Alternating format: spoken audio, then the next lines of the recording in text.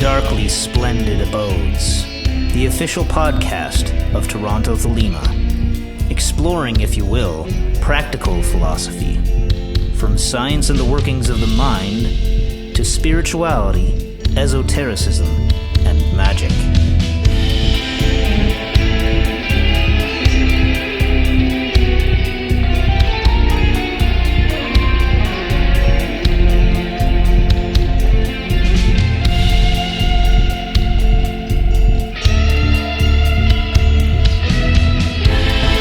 Stooping down, dipping my wings, I came to the darkly splendid abodes. Crowley points to David Hume's essays as the classic of academic skepticism. Having previously dipped into Hume, we'll now move our attention to his Of Miracles, where he considers the application of reasoning to the evidence of testimony.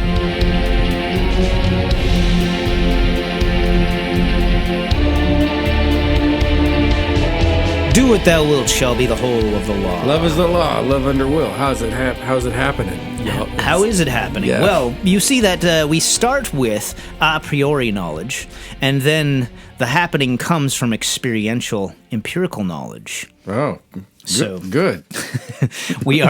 That's setting the stage for the fact that we're looking at Hume today. Yeah, so this is section 10 of an inquiry concerning human understanding. And that's not humane understanding, it's general human understanding. Human. Discover concerning inhumane human understanding. We did this earlier in the season, the first three chapters of this, which sort of outline his understanding of understanding. And basically, he thinks we can't observe causes, which is fair, like it's tough to observe lots of things. We don't see direct causes in the real world. Mm-hmm. So how do you build an epistemology and sort of get back science without causes, and so we build up these intuitions based on series of repeated events, and then he gets to apply the word cause when we see that that one event always follows another in sequence. So we'll just say, even though we don't observe causes in the real world, we can still use the idea of cause when we have a very powerful intuition based on repeated experiment. And so then this has consequences. It falls out, and in the subsequent chapters of this book, he'll talk about on the consciousness of animals or on different subjects, like how now that we have the new epistemology, how does this work in various in various applications. And so section 10 is called Of Miracles. And the reason I wanted to look at this is that I got stuck in the debunker side of YouTube, where biblical scholars and apologeticists were talking past each other too much, and the apologists would often say that the skeptical argument was warmed over David Hume. Mm-hmm. And then the skeptics were often saying extraordinary claims require extraordinary evidence, which was, I guess, their formulation of, this Humean thing.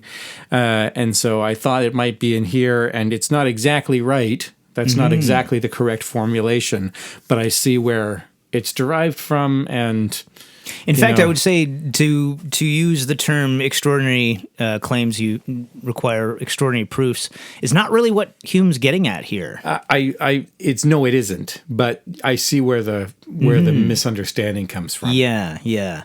So, and I think it'll be interesting because I have not been watching rabbit hole of these YouTube videos, and I've also not been considering it from the point of view of the previous Hume paper, to be honest. Mm-hmm. So in the sense that it sounds like you're taking a lot of these ideas from there, which is great. And I'm kind of looking at this on its own terms, which is not, once again, as I think I referred to last time, it's not so much, my way is right and your way is wrong. It's just one of the things I find fascinating is just the different approaches that we'll be taking on this. So one of the things I'd like to do right out of the gate is just sort of see if we can maybe encapsulate or parse what we see as being the sort of thesis or purpose of this part of the overall work in isolation. Sounds good. What do you think? Well, I was seeing this as being essentially Hume breaking down the fact that you can essentially not prove miracles, and therefore they can't be taken as the basis of belief in and of themselves, in the sense that you can't use reason in order to come to belief or faith in Christianity, for instance. You can't use reason to prove Christianity or other religions, because all these different religions essentially have examples of miracles involved. And so, and he goes through all the problems of trying to use reason in order to confirm testimony on these miracles. So it seems to me that he's trying to essentially boil it down to, on the one hand, you have testimony of miracles that involves reason, and then on the other hand, you have faith, and Christianity is based on faith. So that reason is an important tool that we use in our search for knowledge and understanding, but it is not infallible. This is not bad. Hume's definition of miracle is a little bit strange. You know what it is because you read the paper. Are you satisfied by it? This idea of a totally unprecedented event, something that isn't in our experience at all. What's would you say is a more sort of traditional definition of miracle? What would you like That's a to good say? starting point, yeah, because the way that he's trying to set up the idea of a miracle, the closest I can come conceptually is like a glitch in a video game, where it's something that's an aberration of the way things are supposed to work or the rules of the software or whatnot. So like he uses as one of his examples the idea of lead floating in the air and not falling and that sort of thing. But the problem is that miracles, as they are referred to in all these different ancient texts, including the Bible in relation to Jesus and that sort of thing, aren't without cause and effect. So they're not just spontaneous aberrations of all, sense of reality, which I don't even know if we can conceive of that. And they're not necessarily totally unprecedented events. Yeah. Right? So it's just the rare, like very unique events without clear, apparent cause and effect at work, so that the causes are hidden. I would suggest, and tell me what you think of this, that for most people who believe in miracles, that they want to say miracles are sort of special events caused by the direct intervention of God. I was really sick, and they gave me, we did all this medicine, and I didn't get better. And then one day I just got better, and it seems unlikely that the medicine was working, because we tried the medicine for weeks and weeks and weeks, and it didn't work until it worked. So my recovery, though not unprecedented, not impossible, feels to me like it was caused by the direct intervention of some deity, an angel or a god, or, the guru I went to see in Mexico or something.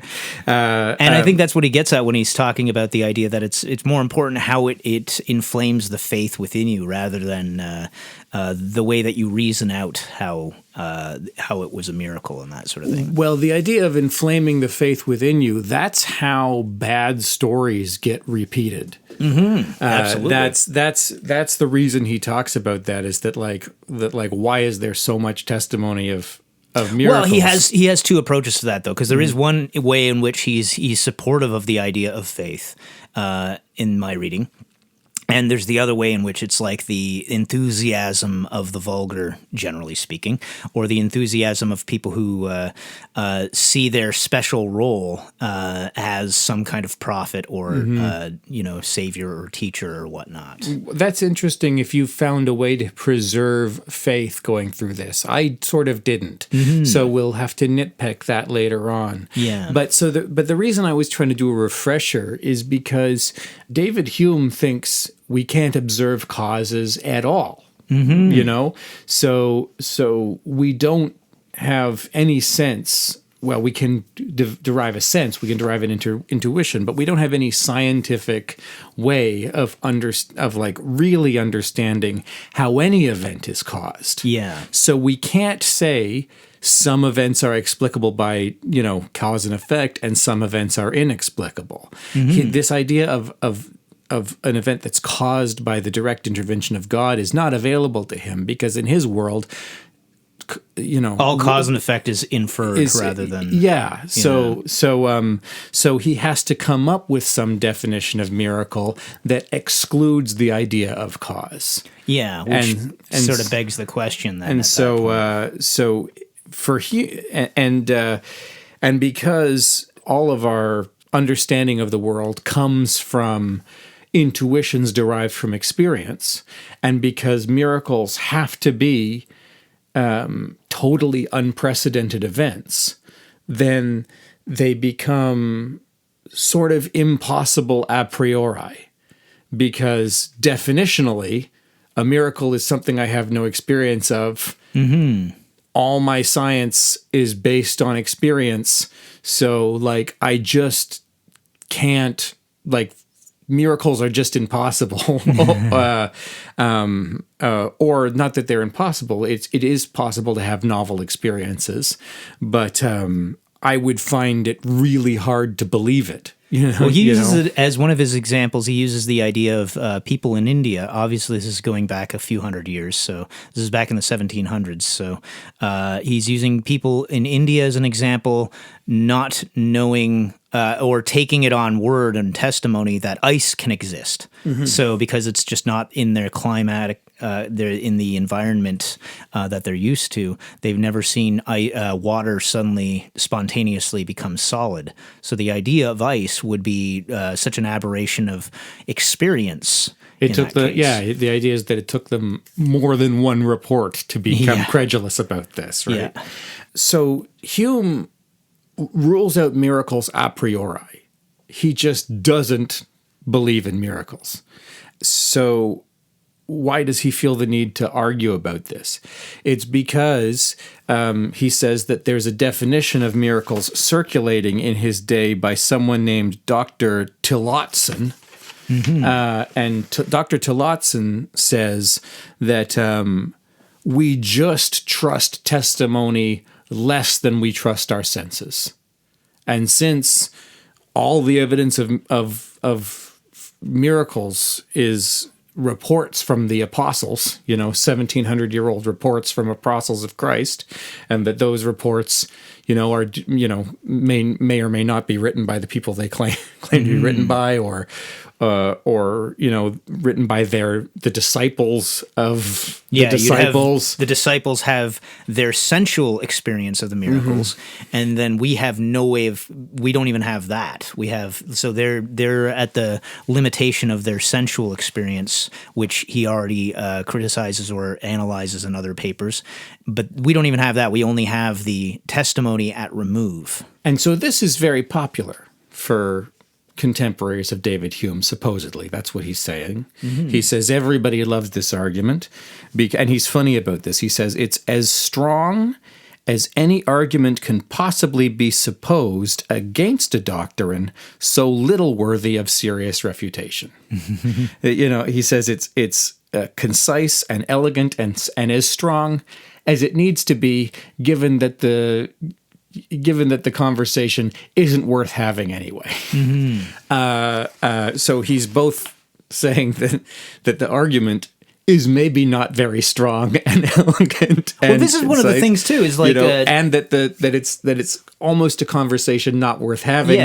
Because miracles, in David Hume's definition, are a priori ridiculous. But this is the one of the things that comes up for me as well, is the combination of things, mainly coming down to the type of language that he's using and the type of language that was in vogue for writers at the time and that sort of thing, and maybe the type of language that we'll run into nowadays in just a different sort of idiomatic usage. But what I'm getting at is that there's a certain floweriness of language. It's not like a real floweriness. We'd think of this as like a philosophical treatise, but it's like there's a way in which the words can be slightly reinterpreted. So his real, I feel like out of context, this chapter might lack other aspects or colors to Hume. Well, I think when he's being a little bit facetious, it's sometimes hard to tell, right? Like sometimes it's a kind of jokey joke. But not only that, but whether or not he like my theory, as I've said, is that he is a Christian. Mm-hmm. And he does have faith, and he believes that Christianity is based on faith, as he says in the previous paper that we looked at, and that he's trying to distinguish the fact that you can't use reason to determine the truth of something like Christianity. You need Christianity is based on faith. So I don't think that he's necessarily saying that miracles, and insofar as they are divinely related and that sort of thing, are completely ridiculous, and in the sense that like an atheist or somebody, a modern skeptic, might sort of downplay the idea entirely. I think that it's like because he comes out so guns blazing against the idea that it tends to lead us down that path and make us not read where he is kind of sticking up for faith. And I think it's because he's seeing all these ancient writers writing about these different religions, particularly the pagan writers and that sort of thing. And he also refers to like Islamic writers and that sort of thing. So I think he's like trying to show that if you're relying on the evidence of miracles, the problem is all these other religions also, all these other spiritual paths have miracles as well. So if you're going to say that like Jesus did these miracles and that's proof, well then you have these other things that downplay that proof if you're just going by that. So they contradict each other, and he says cancel each other out. Well, this is another thing that modern skeptics go to often, right? Is like Christians will say, oh, there's great evidence of the resurrection. There's terrific, there's all this eyewitness testimony of like loaves and fishes or something, for example. Mm-hmm. I don't know if that's something they would actually lean on, but just for my rhetorical purposes here. For your straw man. And so David Hume is saying, what about the equal evidence of pagan miracles and Islamic miracles? And that's something that modern skeptics do all the time, and say like, look, if your miracles support a belief in your God, what about other miracles that support belief in, Alexander the Great? And so it's supposed to be showing that the faithful person is not actually following evidence. They're using the evidence to bolster a faith position or something. And he's downplaying this whole idea because of the fact that it tends to be a very kind of naive and enthusiastic kind of faith where it's you can get caught up in it. Here's the second half of paragraph 86, part 1. Nothing is so convenient as a decisive argument of this kind, he means Dr. Tilson's argument, as a decisive argument of this kind, which must at least silence the most arrogant bigotry and superstition and free us from impertinent solicitations. I flatter myself that I have discovered an argument of like nature, which, if just, will, with the wise and learned, be an everlasting check to all kinds of superstitious delusion, and consequently will be useful as long as the world endures. For so long, I presume, will the account of miracles and prodigies be found in all of history, sacred and profane. So I don't know. To me, that doesn't sound like he's retaining too much. Like he's trying to find a way to completely eliminate all the persuasiveness that proponents of hyperbolic as you can get about it. Yeah, but the reason to do this is not necessarily to disprove miracles, because he feels that's already been done in his day with the Dr. Tilson argument, but that the Dr. Tilson argument does it by doing away with testimony. We can't trust testimony, therefore we can't trust miracles. But Hume is trying to figure out a way to do science, even though we don't observe causes. And now we can't trust testimony? I mean, come on, I'm supposed to redo all of these chemical experiments myself? Like, if I tell you that, water usually freezes at 100 degrees centigrade, but that's variable with distance from sea level. If I go up a mountain, there's a subtle difference. I only have that on testimony. And in order to have that, I'm supposed to spend the next 2 weeks going to different altitudes and boiling water and measuring the temperature and seeing when it boils. We have to take things on testimony. So he needs a way to get testimony back from all these people who are rightly skeptical about miracles and saying, you can't trust testimony.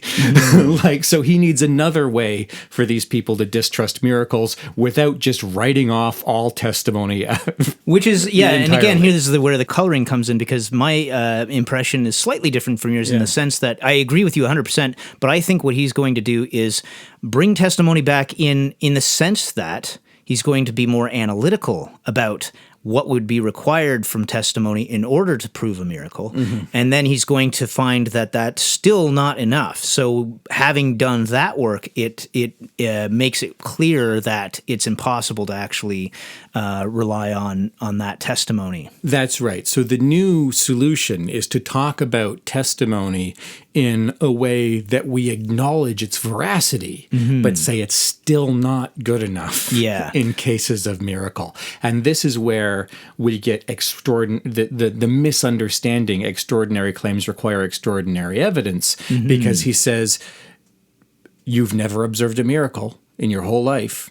You may have seen things for the first time, like, the first time you see somebody do a skateboard trick in real life, that you might think that's miraculous because in your experience it's unprecedented, but you've seen testimony, like you've seen skateboard tricks on video, or like your friends talk about cool skateboard tricks. So or you have like those magnets when you have the same poles of a magnet and they won't come together, right? And they're pushing apart each other. If that's the first time you experience that when you're a little kid, that's pretty mind blowing. But if someone tells you something that seems like nonsense, your faith in that person has to be so extraordinary, to counterbalance the claim that they're making. So, like the testimony has to be trustworthy to the degree that the claim is unbelievable. Yeah. And so this is that kind of relationship that gets interpreted by skeptical people as extraordinary claims require extraordinary evidence. Yeah. He means the weight of this, the faith in the testifier has to be proportional to the degree to which their testimony is surprising. Yeah, and he says that even if you did have that, it would cancel it out anyway, which I have a hard time following exactly, but... Well, so think of it as terms of like a ratio, right? Like you were meditating, right? And you levitated, and you stopped meditating, and you were 24 feet in the air above your house. Okay, and you're there for just a few minutes, like the effect of your meditation sustains for a few minutes after you stop. You go, you have enough time to realize what's happening. I'm 24 feet in the air above my house. And then you like catch your breath, and then slowly you descend back through the roof of the house and land on the ground. And you come to me and you say, Mike, you wouldn't believe what just happened to me. And because we're friends and we've both been practicing the same magical system for a long time. You know that I'm crazy and I would be totally lying about that. And I would 100% trust your testimony. I would believe you completely. And I would say you had that experience. But but not enough to believe that it actually happened. Like maybe that was a dream you had, and you'd be like, no, I swear I was awake. It's like, okay, maybe, but maybe it was an astral experience. Like maybe you were a little bit out of body. It's like, no, it was my physical body. Like I was actually up there.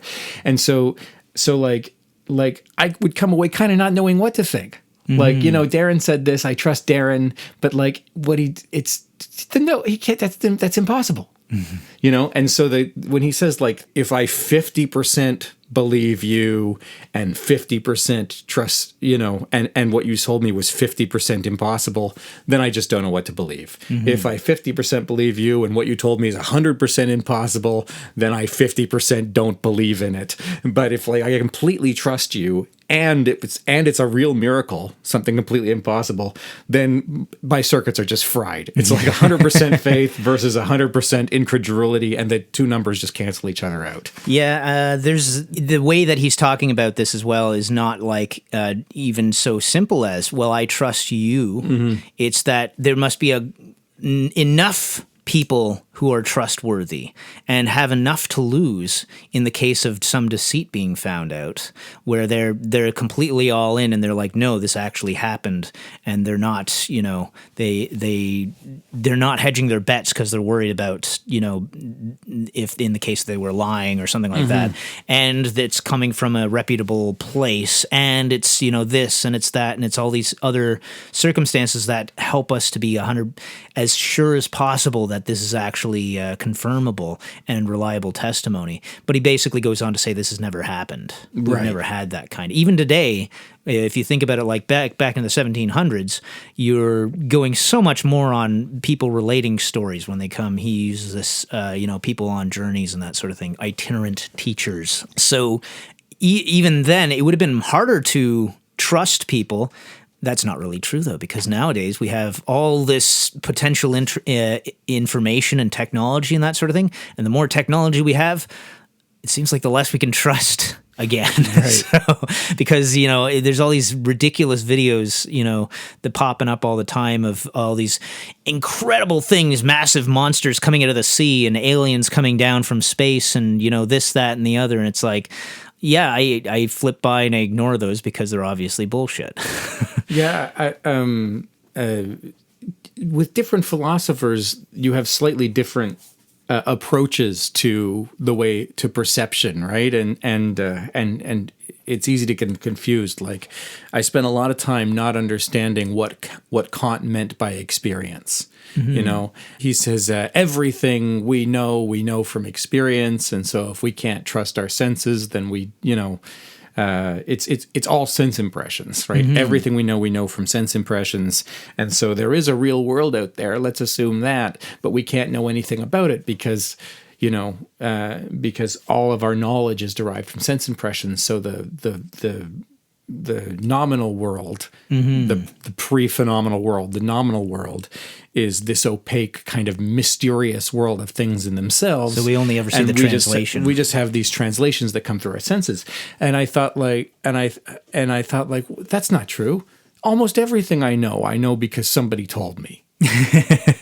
But for Kant, and it took me so long to realize that for Kant, someone else explaining something to you is a sense impression because they're using words, and you're even that's coming to you. You have your ears, and they're telling you things, and that their testimony is probably from their sense impressions, right? So, so figuring out how testimony worked in Kant was very difficult, and here. We have the opposite problem because he's saying we desperately need testimony, and you're like, what are you talking about? You're talking about this is a scientific, this whole paper is about how to reclaim science, and science is a process of observation. You take a deep breath. Other people also do experiments, and when they tell you about the results of their experiments, you have to believe them. Otherwise, you have to do all of science from scratch by yourself. So 99.9% of science is testimony. You take all that testimony and as a PhD candidate, try to do something new. you don't redo all of science that you have direct experience. So if Will stops and cries why, invoking because, then Will stops and does not. So it's the opposite problem, right? Like for Kant, it was like testimony was an experience. And for Hume, you have to realize that experience is also mostly testimony. Which is interesting. If we put it in context, we have Hume first, and then Kant to follow, almost in response to Hume. They were reading each other, I think, right? Okay, yeah. But or at least Kant was reading this. Yeah, absolutely. We're in the same universe. Yeah. They're like Thor and Iron Man. Yeah. So we've already done the whole paper in about 10 minutes. Yeah. But let's defend our understanding with some quotations. He says we need testimony. Section 88. To apply these principles to a particular instance, we may observe that there is no species of reasoning more common, more useful, and even necessary to human life than that which is derived from the testimony of men and the reports of eyewitness and spectators. Were not the memory tenacious to a certain degree, had not men commonly an inclination to truth and to the principle of probity, were not they sensible to shame when detected in falsehood, were not they, I say, discovered by experience to be qualities inherent in human nature, we should never repose the least confidence in human testimony. A man delirious, or noted for falsehood and villainy, has no manner of authority with us. So, like, again, we don't observe causes, so we don't know why we can trust people. It's just intuitions based on experience. And our experience is that people are trustworthy, that memory is, I like the way he puts it, tenacious to a certain degree. Our memories are pretty good. And people are inclined towards truth and vulnerable to feelings of shame if they're detected in a falsehood. So there are a number of reasons to trust people. And if we had not had that experience, a whole life of seeing people say things and then finding out they're true. Your mom, where's the cereal? I'm sorry, I put it in the refrigerator. Yep, it's in there. Again and again and again, we find testimony being reliable, and we are a little bit incredulous. If we know that someone's lied to us before, we're less likely to believe them again. So testimony is variable in credulity, but we need it, and most often we can rely on it. So in other words, this is fairly pragmatic. In fact, actually, one of the things that I find most interesting about this paper is less what I saw as being his essential thesis about the idea that, we need to use reason, but we can only use it to a certain extent because it's fallible. And when it comes to Christianity, I think he's saying that we need to rely on faith and not reason. I think it's really interesting the questions it brings up in terms of the human mind and the way that we deal with this kind of information. Initially, in the initial stages of this paper, like the paragraph you just read and a few others, had me thinking, how naive is Hume that he actually, doesn't think about the psychology of people and, thinking that people are pretty reliable and that sort of thing. And all these examples came to mind. And then as I read on, he does actually cover quite a bit of them. So yeah, so there's I think it's in two parts, maybe three. It's in two parts. So part one is just this basic thing about how we deal with testimony. And then part two, he starts breaking it down like what would a testimony of a miracle have to look like? And that's where he lists the characteristics of the people, how virtuous they would need to be in order to get to that 100% credulity. So it seems like he was critical of Tillotson not showing his work. So Hume was like, well, let's look at what the work would be required to actually flesh this idea out. Well, I mean, that's the problem is there's even an unstated, at least the way Hume reports Tillotson's argument, there's even an unstated premise in there, right? It's like we say, oh, we can't trust reports to the same degree that we can trust our experience, so we don't believe in miracles. Yeah. Like, what if I had experienced a miracle?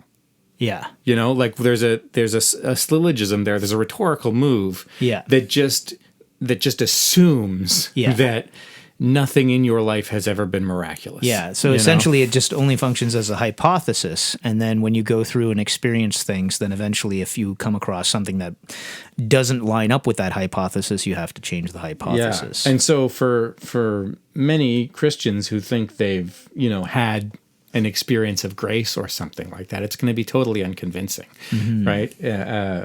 And you see people come up in stalemates like that, right? It's like someone will talk about the Gospels, and they'll say like, oh, how much can we trust the Gospels? Who are the actual authors? When were they written? What are these miracle accounts? How do they develop? And then someone stands up and goes like, what do you say to a person who's experienced? And the skeptic has to very carefully explain, like, look, I'm not doubting your experience. I'm totally comfortable with the idea that you had some profound hallucination. And the person will go like, no, I tell you, it wasn't a hallucination. It was as real as you and me. Some profound hallucination. And so what the hell were we talking about? So if we say like, oh, we trust testimony less than we trust experience, the question is like, well, okay, so how much less? If we believe that miracles are well attested, if we think that there's multiple ancient sources for some attestation, and if I went to see a guru serve unlimited tea from one pot, like that's weird. Like that's, and so like if I'm a credulous person who's experienced, like you're just assuming that your audience has never experienced miracles, and that may not be the case. So Hume is going to more rigorously define miracles as just something you can't experience. Yeah. And it's a bit problematic. And then one example he uses is if, and I think it's a funny example, he says, if an otherwise healthy person dies suddenly, that's not a miracle. Because although it's not likely to happen, it does happen. Yeah, we've seen it happen before. Yeah. And the reason I think it's funny, of course, is because nobody would say, "Oh, my mom died last weekend. I just talked to her yesterday. I can't believe she's gone. What a miracle." Usually miracle is something we employ as like a hyperbolic optimism. It's like, oh, that's such a pleasant surprise. But he says if a healthy person dies suddenly, that's not a miracle because it's something that has happened in our experience. Only if this dead person then comes back to life. That would be a miracle, but not unprecedented in the ancient world. We have all sorts of stories, not just of Jesus, of people kind of coming back to life. And again, it's one of those things that's kind of nice to implant yourself into this world in the 1700s, which unfortunately we are liable to kind of have exaggerated cartoon versions of in our head because we're just using our imagination from what experience we have, which is very much on point here. And so like when you're picturing what life would have been like in the 1700s, you're going to have this parody of what life would have been like in the 1700s. And it would probably have been much more grounded. The reason I'm talking about this at length is because of the fact that, in this case, somebody dropping dead is a lot more inexplicable because of the fact that nowadays we have so much more information, we have so much stronger medical stuff involved that it's like it's a little easier for us to parse it in our own minds. Well, there was an unseen disease or something that they just haven't been able to detect or something like that. Whereas at that time, we could certainly imagine it being much more fantastical. One of the reasons I want to go on about this at length is because he actually refers to the idea that, for instance, the further back you go into what he describes as the Pentateuch, which is the Old Testament, the 5 books of the Old Testament, the further back you go, the more fantastical everything is. So it's coming out of the land of like just exaggerated lifetimes of hundreds of years, and just everything completely fantastical and that sort of thing, and a lot more magic and miracles happening.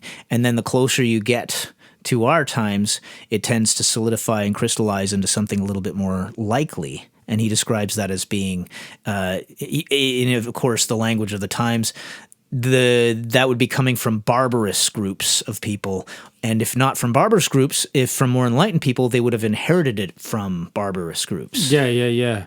And I think what he means by that is like a pre-enlightenment, people living in like a pre-enlightenment state, right? Because Hume is writing sort of in Enlightenment Europe, and there are going to be people who are riding that wave and people who aren't riding that wave.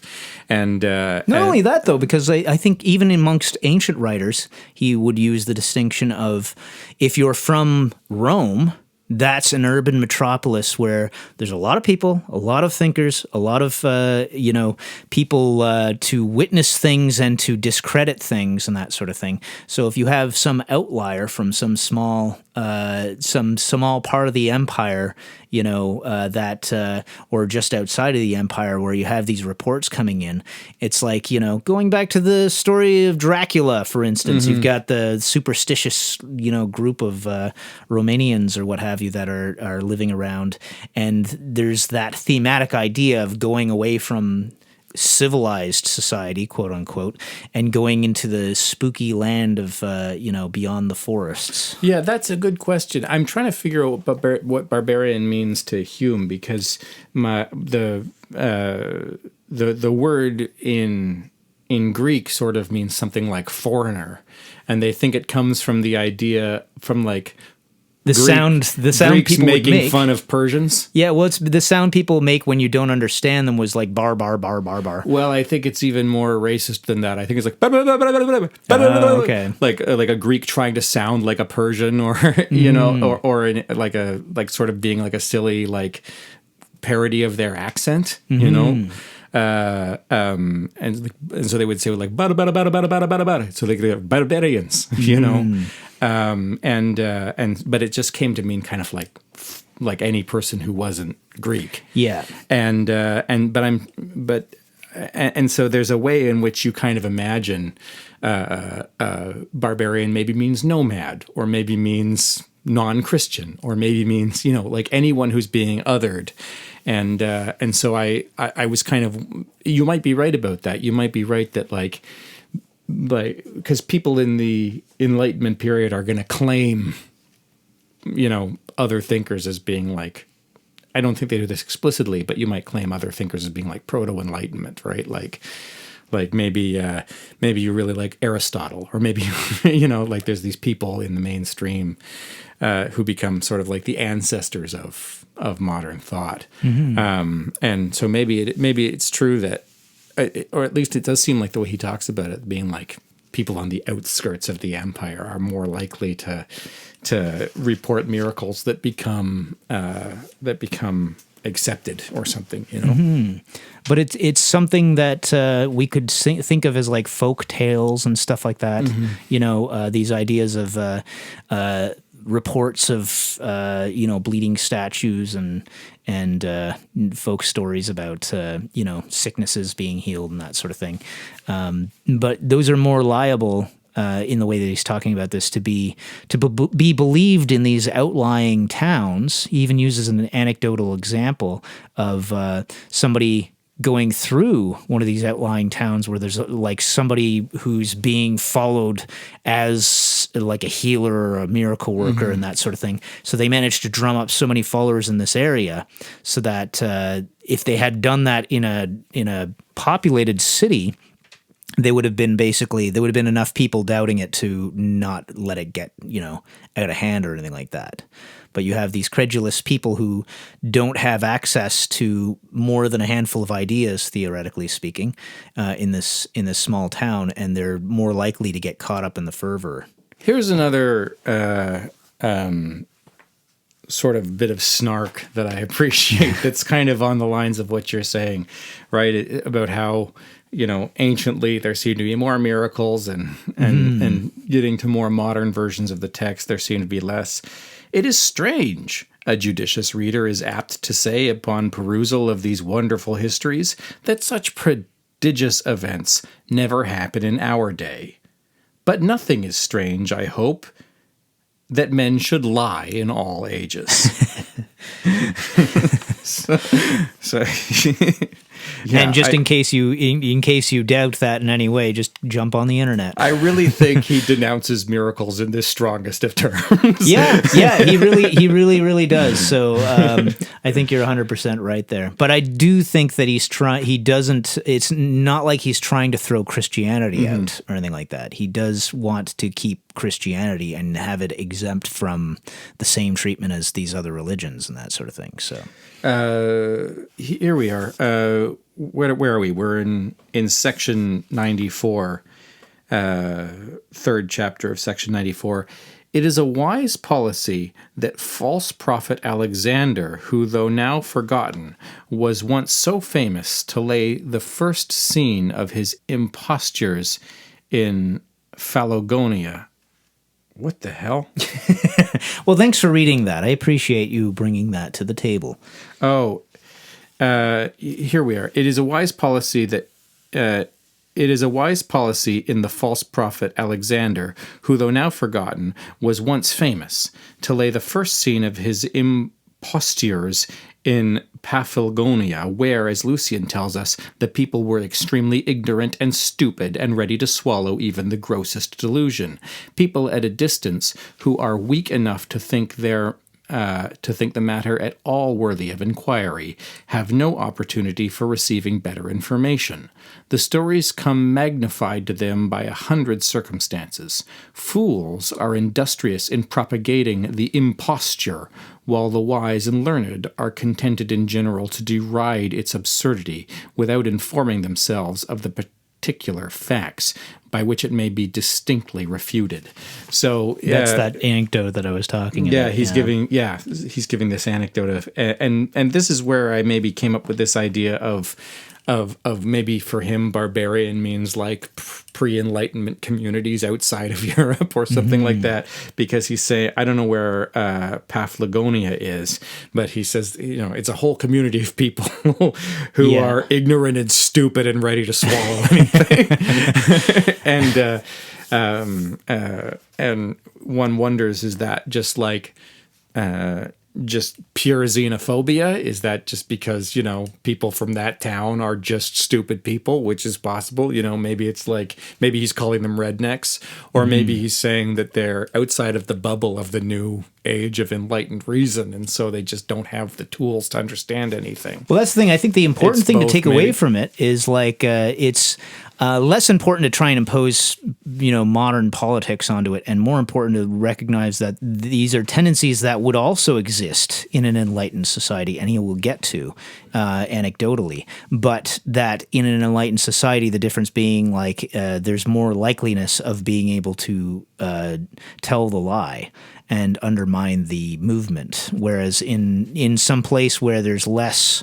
There's a tendency of homogeneity of thought, I guess you could say.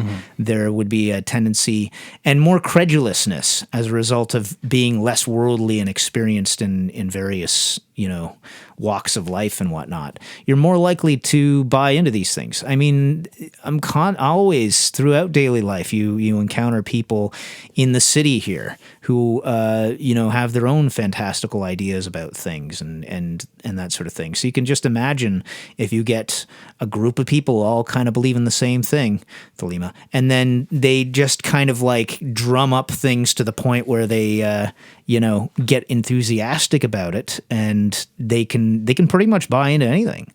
So this is why it's so important to have a skeptical attitude about things. But he's obviously being very derisive, but I don't think he's wrong either. Here he's talking about a miracle that occurred somewhere in Spain. This person, Cardinal de Retz, flees into Spain to avoid the persecution of his enemies, and he passes somewhere called Saragossa, which is the capital of Aragon, whatever.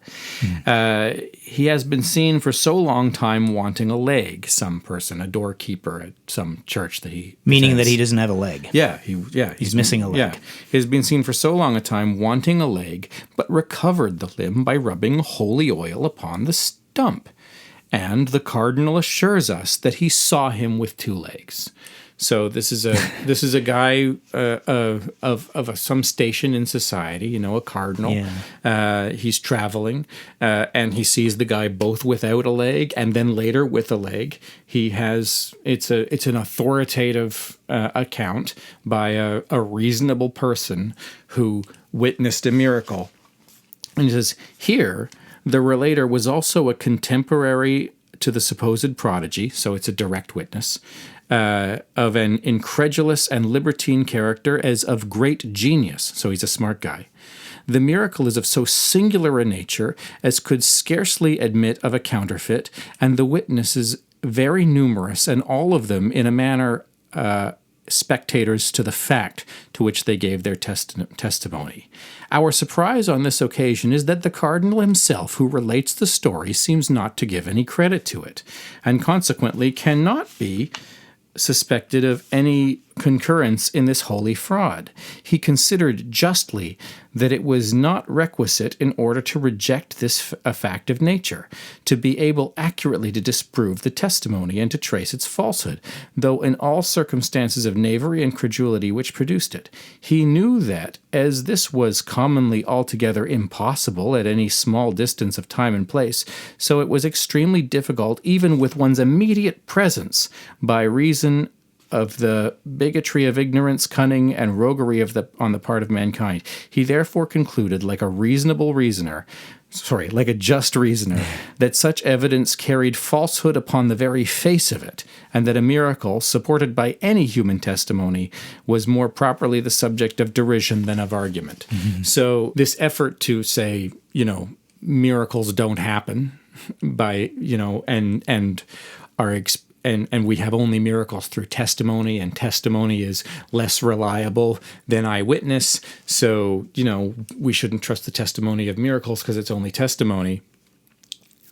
Like, the fact is, when we experience miracles, we kind of don't believe them anyway. We live in a world, as Hume did, although it's more sophisticated now, we live in a world where there's, stage magicians and carnies and theatrical performances and people who can do coin tricks and traveling sort of faith healers and so we have access to these miraculous occurrences all around us every day, and we just sort of think, I'm missing something, there's a trick, I just so it's not just that we don't trust testimony. In fact, we trust testimony of miracles more often than we trust our own experience of miracles. Because if I see someone walk on water, I go, oh, that's neat. I wonder how he's doing that. Yeah, it's kind of interesting how when you do experience certain things that seem wonderful and amazing, they very quickly become pedestrian. I just got that text that said hello. Beautiful. I'm glad they're reaching out to both of us. Maybe we should both get back. But I also like the example of if you were to get testimony from both sides of the coin, both sides of the story. So he uses the example of the battles of Philippi and Pharsalia. Mm-hmm. For anyone who's not familiar with ancient history and that sort of thing, but it was. One party is Pompey the general, and the other party is Caesar, and they're battling it out. So at one point, they end up Caesar obviously wins that one at I can't remember which one it is, Philippi or Pharsalia, and I think Brutus later on was defeated at one of them as well. I think Philippi, but either way, I think the idea is if we only now have obviously the reports, the testimony, the histories of the winners, but if we had both points of view on that and they both considered themselves to be the winner, then how would those reports differ from one another? And so using that, you can get kind of like the idea that, if you have completely differing people with completely differing motives behind things, you're going to get very different takes on things. So just like what you're talking about with, if you have sleight of hand at work, from your point of view, that's the whole idea. It's what you're not seeing that's important. Mm-hmm. Yeah, this is good.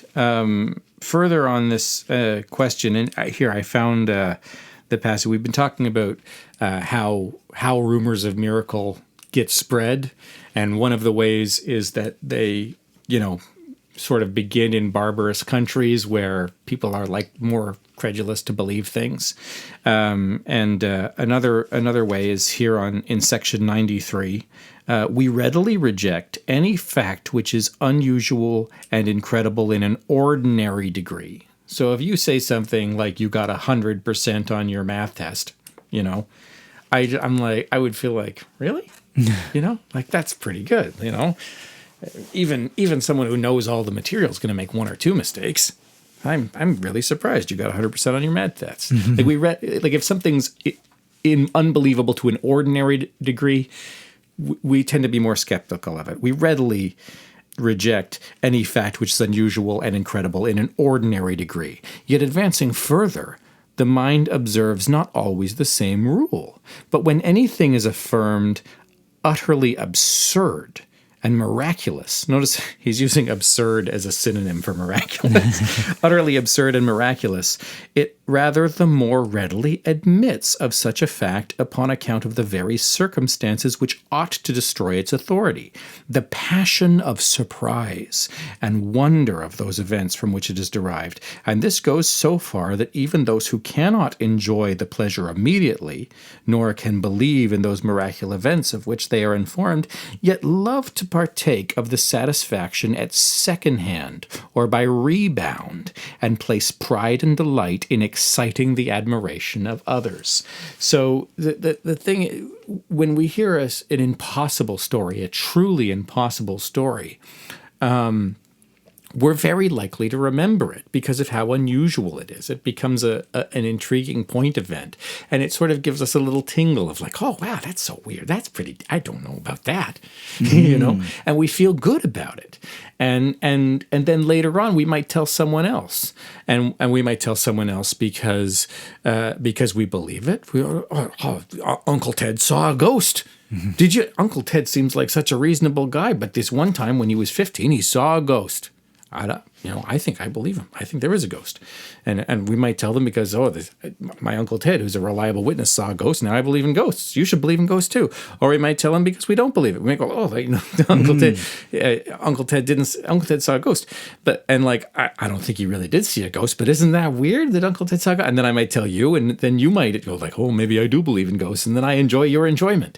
And so these stories of miracles get circulated because they're good stories. I think there's also like you put some emphasis on that word absurd, and that brought to mind, I think it was Tertullian said, I believe it because it is absurd. Mm-hmm. And so that brings to mind that idea again, that it's a common idea of it's not about the reason, the rational aspects of things. It's about the fact that because it's absurd, that because it is an aberration of reason, somehow that plays into it as well. Well, this is something that the apologists say, right? Is they say they must have all really believed that Jesus was resurrected. 100 people were executed. 100 people who witnessed the resurrection. First of all, 100 people didn't witness the resurrection, but we have testimony, direct testimony. No, we don't. We have some Bible quote somewhere that says there were like 100 people, but we have direct testimony from 100 people We have video evidence. who witnessed the resurrection and then were murdered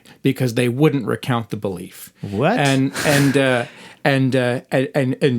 can you imagine, like if they were lying about it, don't you think they would have recanted? You know, if they were even a little bit unsure, if they were, maybe only 50% convinced, don't you think they would have recanted? But these 100 people directly witnessed the resurrection, and then they were all executed. And don't you think they would have recanted? And like, first of all, that's not true. And second of all, like,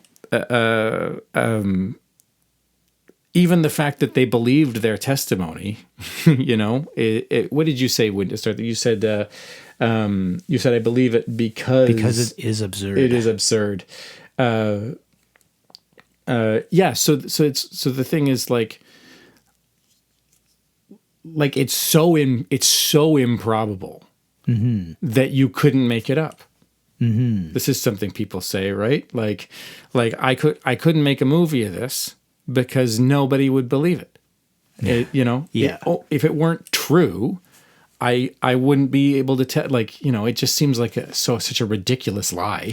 Well, it's funny too because the way that these reports become credible because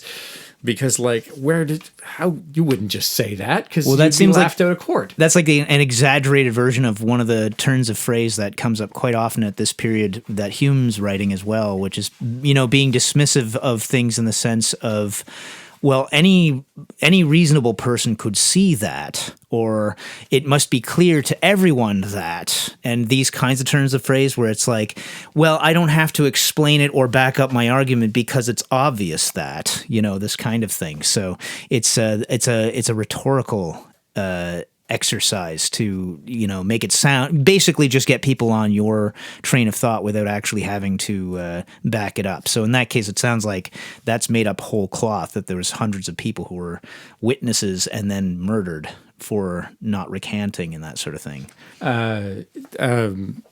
Yeah, I don't know how they come up with this claim.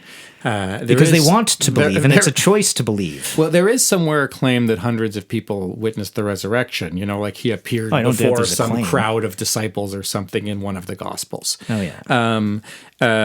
But that's not hundreds of individual eyewitness testimonies. That's one person testifying that hundreds of people were there. Yeah. And then many of the disciples came to bad end, persecution and stuff, maybe, but so maybe they extrapolate from that the idea that all 800 of these people were murdered or whatever.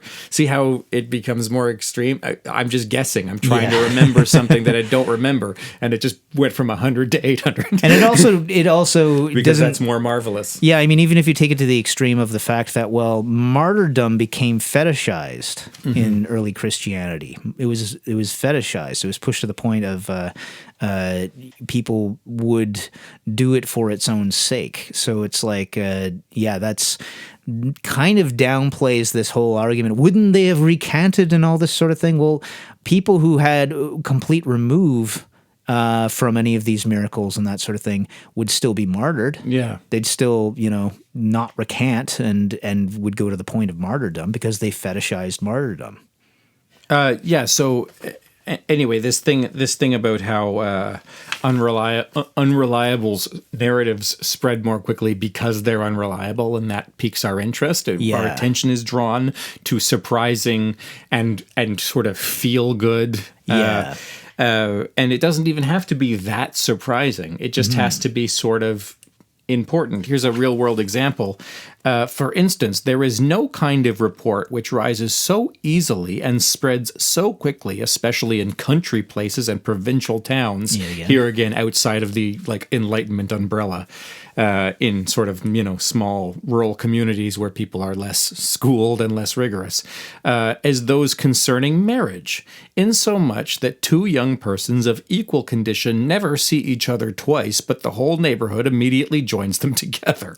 The pleasure of telling a piece of news so interesting and propagating it, and of being the first reporters of it, spreads the intelligence. And this is so well known that no man of sense gives attention to these reports till he finds them confirmed by some greater evidence.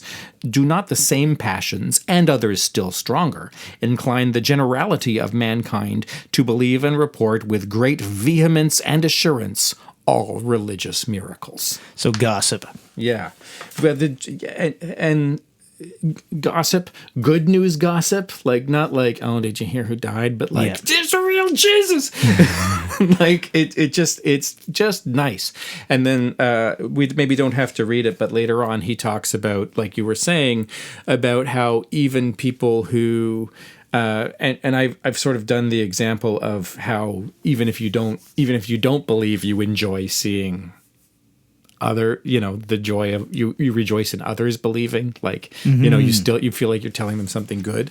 And this can be a way in which authority figures, who are invested in religious power structures, they can go like, well, the church is important, but like why it's important is pretty nuanced. And so maybe for people that aren't refined enough to understand why I think it's important, I can just tell them this miracle story, and then everybody feels good. And then the fact that they understand it's important is what's important, not the fact that I've told them the truth or not. Well, it's also like, it brings to mind things, again, contemporary with us right now. Very recently, there was like all those drone sightings, and everybody's getting all excited about that. And I've even seen people like being like, yeah, it's aliens and they're coming, and it's going to be the, this is the big one where everybody, we're going to have a new revelation or whatever is going to happen and that sort of thing. And it's like this, there's something really exciting about that, really romantic and, fantastical and all that sort of thing. And it's so easy to get caught up in the enthusiasm of it. There's this guy named there's this guy named Shredded Sports Science on YouTube who,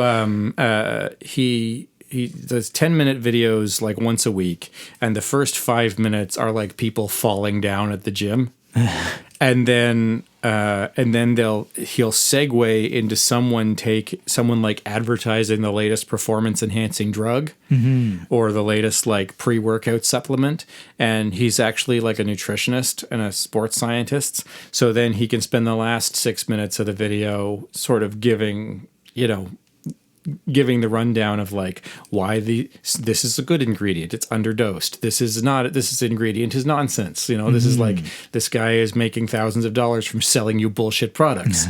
And he recently started a second channel called the James Linker Experience, which is all about how he believes in aliens. Okay. And like, it's fucked because on the one hand, he's a fun guy and like, I like listening to him talk, so I could listen to him talk for 10 minutes about aliens as easily as I can listen to him talk for 10 minutes about sports science. But because he's already like the facts guy on YouTube in this one area, I can imagine people being so like, well, if James Linker says there's aliens, there's gotta be aliens. Yeah, that's an interesting one.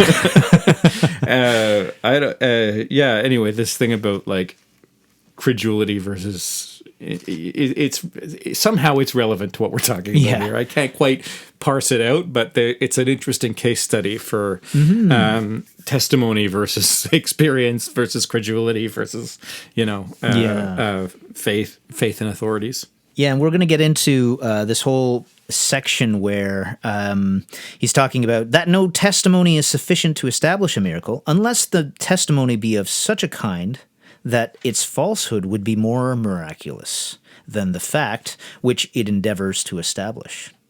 Yeah, and that's I had that. We'll have that itemized into 4 parts. Well, 3 parts, and then I'll say I may add a 4th if I feel so inclined. Yeah, so that for some reason I didn't mark that out to read, but that's the quotation that everyone interprets as extraordinary claims require extraordinary evidence, right? But he's just going to go ahead and show what we would require for extraordinary evidence, and that it's not, we've never had that. Yeah. So if you needed to live up to that every single time you tried to make an extraordinary claim, then just don't bother making extraordinary claims, because it's just not going to work.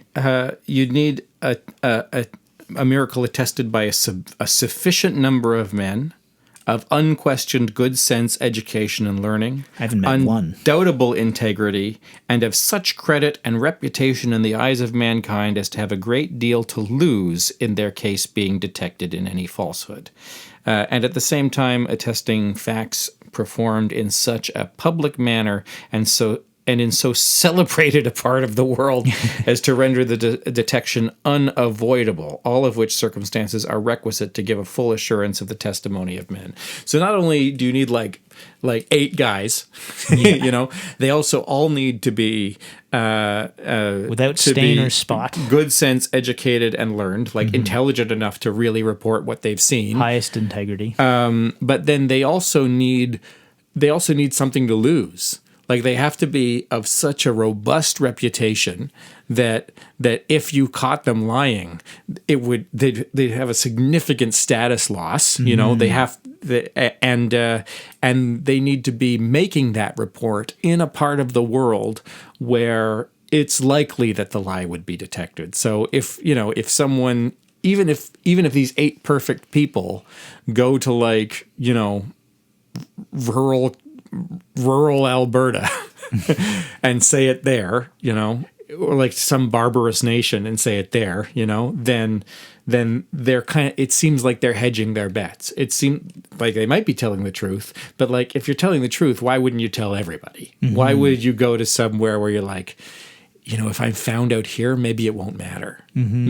Maybe these people are too stupid to find me out, or maybe if they do find me out, they don't have large social circles, so it won't get back to my friends in Tirana.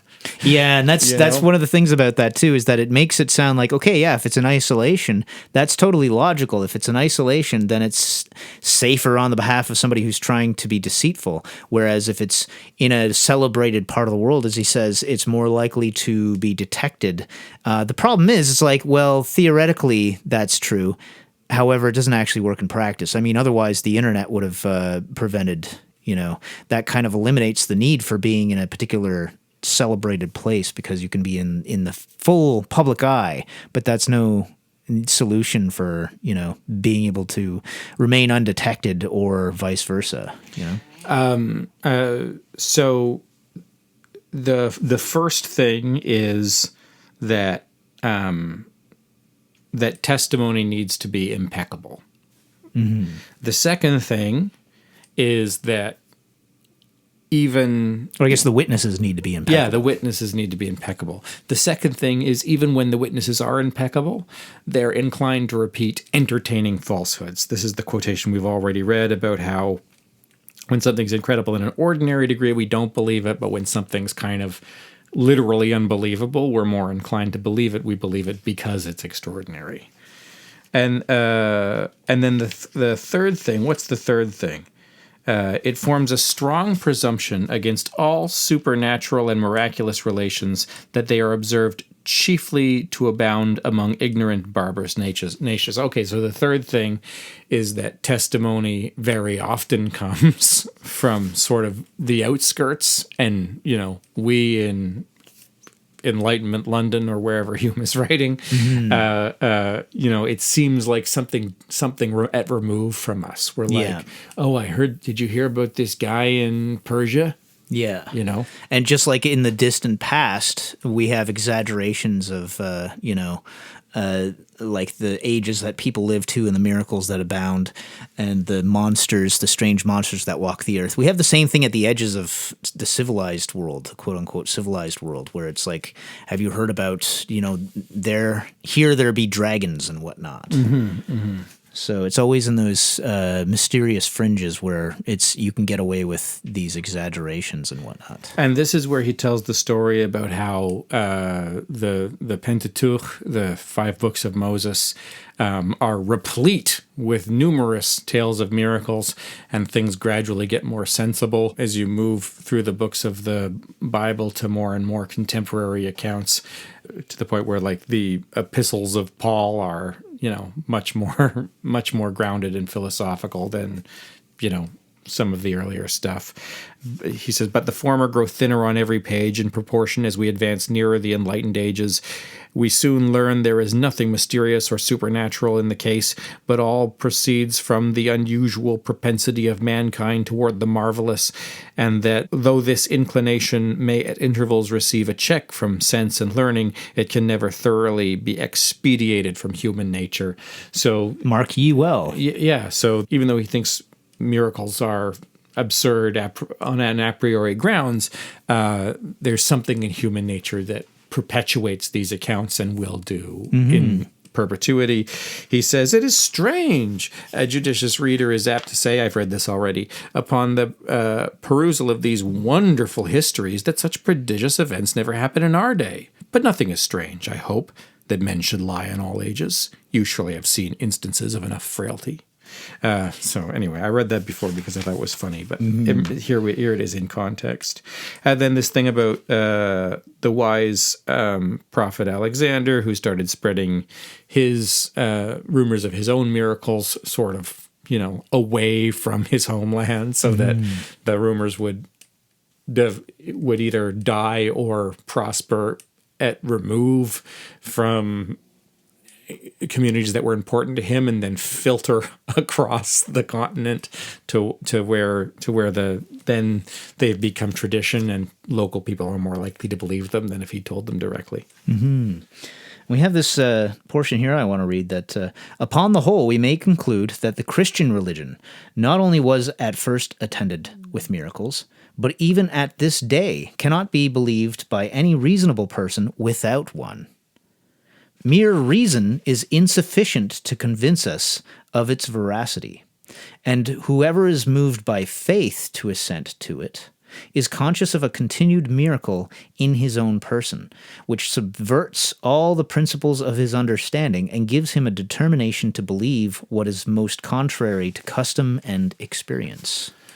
This is the quotation is confusing because it began by sort of saying, like, you can't believe in Christianity without believing in miracles, and since it's impossible to believe in miracles, you should sort of throw out Christianity. But then he says later on that, like, anyone who has faith in Christianity constantly observes the miracle happening within themselves. Yeah. And so it's unclear to me whether or not that's condescending. Well, I don't think he's really saying to throw out Christianity. This is the thing. This is why I kind of call him on being slightly hypocritical, because I think he's really trying to say that we need to view miracles as inspiring faith and not view them as something we can actually verify as real, because we need to use reason in order to verify something as real, and our reason has to be based on our experience, and yada yada yada, going through the entire argument of this piece. So that I really think this is like a Protestant argument for a particular view of Christianity. And this chapter apparently wasn't included in his original publication of this book because he was worried about offending Christians and whatnot. But I think it was, I still read him as Christian. So I think what you just read is in my text, section 101. It begins, what we have said of miracles may be applied without any variation to prophecies, and indeed all prophecies are real miracles, as such only can be admitted as proofs of any revelation. And so, we can't trust we can't believe in miracles, so we can't believe in prophecies. Let's rule that out as well. If it did not exceed the capacity of human nature to foretell future events, it would be absurd to employ any prophecy as an argument for divine mission or authority from heaven. So we're saying that, okay, so if it wasn't a big deal to, prophecy or foretell future events, then it wouldn't be admissible as divinely inspired. Yeah. Is there another one of those catch-22 things there? He says if human beings can tell the future, then that's not miraculous because it's just the power of human beings to tell the future, and there's no divine intervention necessary. And since human beings can't tell the future, then when they do, we know it's divine intervention. Yeah, but it's foggy territory. So if he starts seeing incidents of prophecy that seem to be be true, right? Like it becomes self-defeating because then if you start then seeing you say that, like, oh yeah, I guess people can just tell the future. That's and fine. then that There's still no defeats, God. yeah, then it's not a miracle anymore. But then here's what you read, and this is why I think he's sort of throwing the baby out with the bathwater, so that upon the whole we may conclude that the Christian religion not only was at first attended with miracles, but even to this day cannot be believed by any reasonable person without one. So unless you have a miracle, you can't be a Christian. Yeah, unless you believe in miracles, you can't believe in Christianity. And he's just spent the whole time explaining why we can't believe in miracles. Yeah, but I still think that I might be wrong, and this might be how we discover I'm wrong. But it's like I still feel like he's destroying the argument to show that miracles are why you should believe in the faith, and that it's based on faith rather than on, and this is going by what he said, particularly in the last paper we read, because he was trying to distinguish Christianity apart from pagan beliefs and make it exempt from the same criticisms because it's based on faith and not on reason. Yeah, so here's where it gets muddy, and here's where I become more sympathetic to your position, and I'm not sure. The reason I'm rereading it again is to sort of try to understand it more slowly. Mere reason is insufficient to convince us of its veracity, Christian veracity, and whoever is moved by faith to assent to it is conscious of a continued miracle in his own person, which subverts all the principles of understanding and gives him a determination to believe what is most contrary to custom and experience. Yeah, making it exempt from his explanation of the process of reason. Well, does it make it exempt from his explanation, or is he saying, like, I don't know. Like, this is the thing. Does it make it exempt, or is he saying, yeah, that person just is not a reasonable person? Yeah, it's a weird wording if that is what he's saying, because he's like saying, and whoever is moved by faith to assent to it is conscious of a continued miracle in his own person. That's a weird wording if you're going to say that. Yeah, it sounds like that's good, right? Yeah. Like is conscious of a continued miracle in his own person, which subverts all principles of his understanding and gives him a determination to believe in what is most contrary to custom and experience. Mm-hmm. So I think it's like, rather than trying to save testimony, like you were parsing this as he's trying to get testimony back. Yeah. I feel like he's trying to get faith. He's trying to get miracles back in a sense. He's trying to get like he's trying to save Christianity from the sword of reason. Except that you can't believe in Christianity without miracles. And if you are a person of faith, then you experience a miracle within yourself. And like and that maybe that's nice for you, but it subverts all human reason. Mm-hmm. And given that he spent a lot of this book trying to get reason back from a world without observable causes, it's certainly not an open condemnation of faithful people, because saying that you're conscious of an ongoing miracle within yourself might be like, that might be nice for you, but the miracle with that you're conscious of then subverts your ability to reason. Yeah, but I think I'm reading this as like, that's okay, because it's the Christian faith is not about the reason aspect. I don't read him as trying to put, like, it sounds like we're sort of having reason on one side and not reason on the other, whatever that is, like faith or whatever's undermining reason and that sort of thing. I don't really read him as trying to side with reason. I read him as trying to elucidate the what reason can do and where reason is not infallible. So he's trying to understand exactly, he's doing an inquiry concerning human understanding. Yeah, I mean, that's, I wonder if that's like the Crowleyan position sort of sneaking its way in to something that maybe doesn't. Maybe. Yeah. I don't know. It's hard. It does feel such a positive thing to like be conscious of a miracle in yourself all the time. It really makes it hard to say that he's anti-Christian when he's saying that to be a faithful person is just to constantly experience miracles. That seems like a nice thing, doesn't it? That sounds super patronizing. I don't know exactly how that works as an argument, though. Well, no, but I'm trying to decide whether he's anti-Christian or whether he's whether I come down on your side. And the only thing that makes me come down on your side is this one line about how being a person of faith is being constantly conscious of a miracle. Yeah, I mentioned everything else he says is like.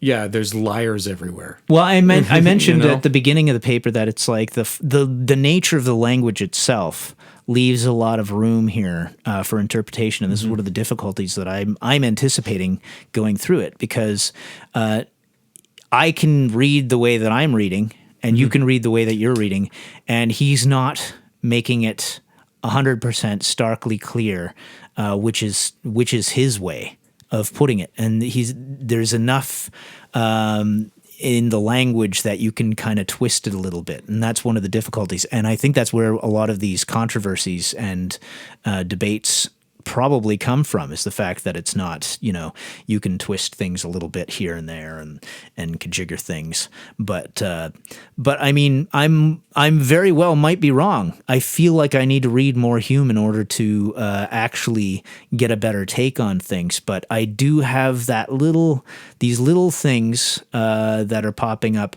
Like, I don't think he's throwing out Christianity. Mm-hmm. I do feel like he's saying faith. He says it openly that Christianity is based on faith. Mm-hmm. So he's arguing against reason being applied to Christianity. Well, he says you can't believe Christianity unless you believe in miracles, and that if you have faith, then you're experiencing. In this case, that's what he's saying. But in the previous paper, he did explicitly say that Christianity is based on faith. Okay. So he has said that. I thought he said that here too at some point, but I'm not going to... We missed the quotation. It's fine. If so, then we missed it. But anyway, the only thing we missed is that section where, we missed a few things, but I think we covered it enough conversationally that we don't need to pull the quotes for every little thing, because I think that we both had a solid enough understanding of this piece that our sort of lively discussion of it is as valid as the direct quotations. Sometimes we need to quote lots of stuff pretty heavily and argue about what it means, because it's kind of opaque. But here I feel like we both showed up knowing what it meant. Yeah, and I think it's helpful to think in terms of like how the human mind and how general people and their love of gossip and that sort of thing can affect things. So that's another thing, is how this is relevant to us as Thelemites. Why Crowley might want us to read this particular little piece. Well, he says the essays of David Hume are it's a masterpiece of skepticism in prose, and so and because he wants you to be able to be reasonable in your approach to the work, that understanding that rigid skeptical perspective, street, not vital skepticism, but like true skepticism where you're curious and asking questions and trying your best. Yeah. So in this case, he's taken the vital skepticism of Tolston or whatever his name is, and or I guess just sort of unfleshed out idea and he's taken that and tried to apply some kind of real digging into it to explore the idea further. Another thing I wanted to say about like applicability is just that many occultists that I meet grew up with demons in their closet and having sleep paralysis experiences and seeing ghosts everywhere, and like their grandma used to read tarot cards and they got some really like spooky results. I am fully middle-aged, like I've lived more than half my life, and I don't think I've ever experienced a miracle. Sometimes I have magical results that are a little bit spooky. I do a ritual for something, and then I get the outcome, but not in a statistically significant way. Like if you send 50 resumes, you're bound to get one job, whether you have a demon on your side or not. So I don't experience miracles or supernatural happenings. When I call a demon, it often comes, but those experiences don't seem weird at the time. And then in hindsight, I could say they were maybe dreams, or so I don't have any reason to believe in magic. I even think I sort of like had started having samadhi experiences. Oh, okay. And they're not very interesting. I don't think yoga is worth people's time necessarily. The universe is a letdown. I finally got there and I'm like, I don't know what this is for. But for some reason, I keep doing it, and I don't think it's just sunk cost fallacy. I think I'm invested in Thelema because I really like Thelema. And even though I know Crowley's a liar, when he talks, he lies about lots of things, but when he talks about doing magic, I believe him. And I think that that's weird. And I think it's extra weird after having read this paper about how we're supposed to be incredulous of miracles, and that even a witness who you fully trust could only fry your circuits. They can't actually convince you. Darren, am I in a cult? Why is Crowley's testimony better than my own experience? Anyway, it's a worthwhile thing to think about if you're in this kind of bizarre situation, right? Absolutely, yeah. And I think it's I like adding to the conversation because of the fact that I find some of the people that I talk to are very matter of fact about the fact that I do these goetic workings, and then the demon actually appears and it freaks you out the first time it happens, and there's these actual experiences and stuff. Yeah, man, I want that so bad. Yeah, really. And I mean, I haven't done any goetic stuff. I've kind of been taking forever to get around to it, but it's like, I'm kind of like, I would say somewhere between that and where you're at, in the sense that, like, I mean, I've had some experiences that are so, just enough to make me a believer, but it's like, then I forget about them. It doesn't take long to forget about them, which is amazing. You wouldn't think that'd be the case, but so there's always that part of me that's like, no, I know I had some experience. I've had these experiences that are like on the nose, and at least I can kind of remember that as like, that's some kind of a validation. But then it's like, I'm always reverting back to the doubting place of, it's probably all bullshit and I'm in a cult, But the nice thing is, having Crowley's writings as a touchstone, both his, prose writing and the holy books, because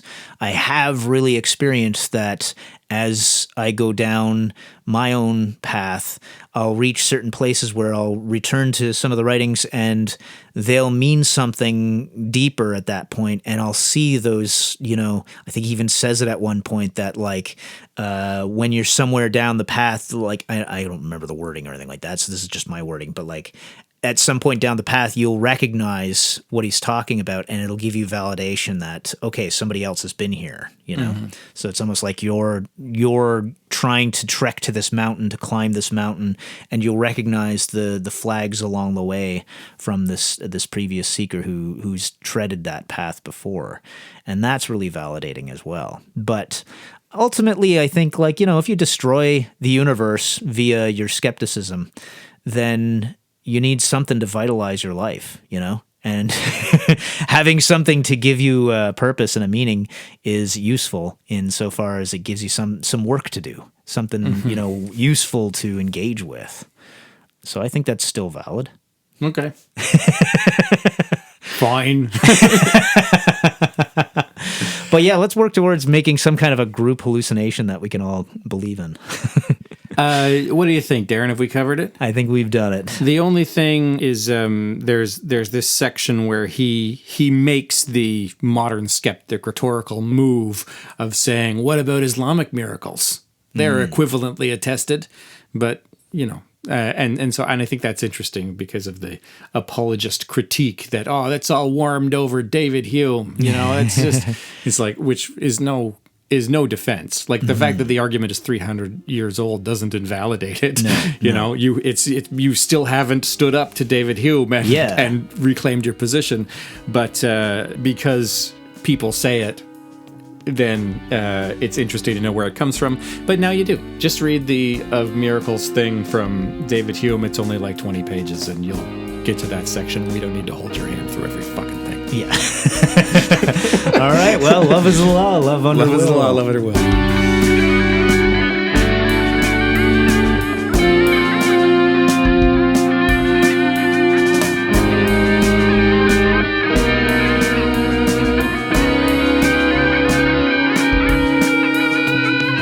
Thanks for listening. Look for Toronto Thelema on Instagram, Facebook, and YouTube. Watch for events in the city. And join us again in the darkly splendid abodes. It's funny because there's a couple of references in the New Testament that keep getting pointed out as like, you must believe in Jesus, like, you must go through me to get to God kind of thing. And then also like the idea of like, beware, like test the spirits, which is attached to the idea that there's going to be false prophets that come and try to sell you on these other things. And like, one of those things that my old Catholic upbringing will sort of put the idea in my head of like, am I being conned? Have I gotten myself... Because it's like pretty on the nose with like warning about, the one to come who's going to proclaim himself a god and say God is, tear down the idea of God and all this sort of thing. And then, you're just taking the idea of there is no God but man, right, and this sort of thing. So it's like that old Catholic upbringing kicks in and makes me think, oh, did I get conned? And then I go to Tim Hortons yesterday, and there's some little short Jamaican fellow ranting, waving a Bible around in the lineup at the Tim Hortons. And he's like, peace and love and this sort of thing to an extent. Then he gets up to the counter, and by that point he's gotten himself into such a frenzy that he's like shouting racial stuff at them and saying, I want to see my coffee being made, and I don't want to see, I don't want you putting anything in it or anything like that. And then like they make it before he's like just still like turning around, and then when they put it up there, he's like, I didn't see it being made, I want my money back. And it's just like, smokes. It just reminded me, no, it's crazy. It's craziness. I'm not being duped. It's fucking human craziness. Yeah, we could be crazy too for, who knows. We are crazy. This is the thing. We're human. We're crazy. It's humans. It's not fucking religion. We can't blame it on the gods. It's humans. Sorry. No, it's okay. I forgive you. Thank you, Father. There's no doing some of the spots right. I see you've learned Latin since last I saw you. Of the pig denomination. But my Latin character is absolutely